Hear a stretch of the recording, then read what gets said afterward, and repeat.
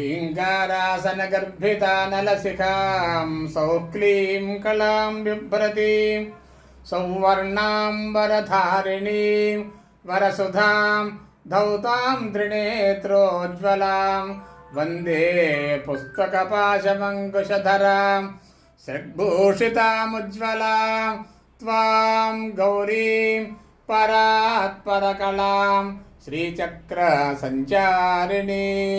श्री महाकाली महालक्ष्मी महासरस्वती स्वरूपिणी बगलामुखी पराम्बिकायै नमो नमः। प्रार्थनपूर्वक नमस्कारं समर्पयामि नमः।